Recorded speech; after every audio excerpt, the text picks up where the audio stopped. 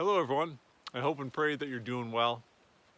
Psalm 23, we read about how the Lord, who is our great shepherd, guides us along the right paths for the sake of his name.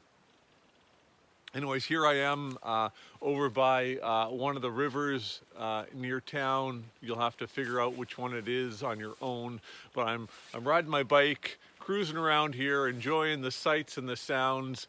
The thing is, though, I don't know if you can tell, but there are a lot of ruts on this trail, on this path that I'm on. And motorcycles, ATVs, 4x4, side-by-sides, mountain bikes, they've all created previous ruts. And as I'm riding my bike in a rut, my instinct is to just get out of the rut.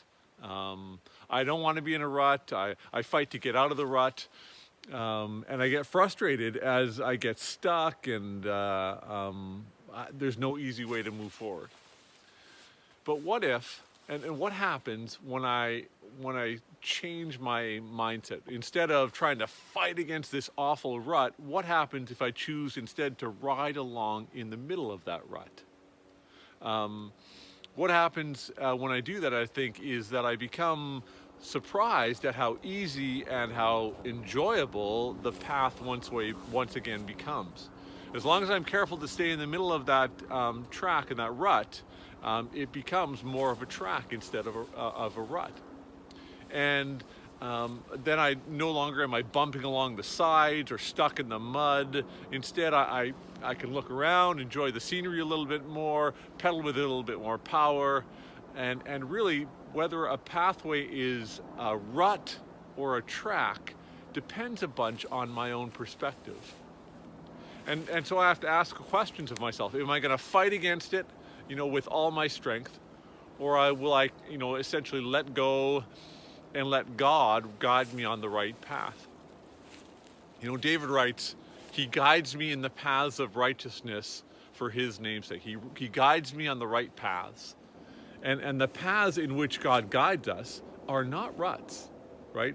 They are not trolley tracks in which we get stuck, but they are the right paths that lead us to freedom and to perfect peace. I was excited, energized to learn that the Hebrew word that is translated paths in Psalm 23, Magal, he guides me on Magal's paths of righteousness for his namesake. That word Magal can also be translated tracks.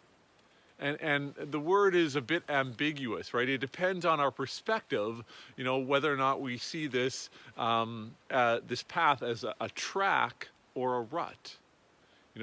Ruts get you stuck, but tracks lead you somewhere. And in Psalm 23, that word, Magal, occurs with the noun that which is right? So we know that tracks are meant in this verse. They're a path that leads somewhere. And so this kind of ongoing tension between a rut and a track, it's ever present in our lives, I would say. When we try to live the Christian life under our own steam, we quickly get bogged down in a rut. However, when we do, in fact, let the Good Shepherd lead us in paths of righteousness, we find that the track leads somewhere amazing. It leads to abundant life. So I wish you happy trails, and may the peace of Christ be with you all.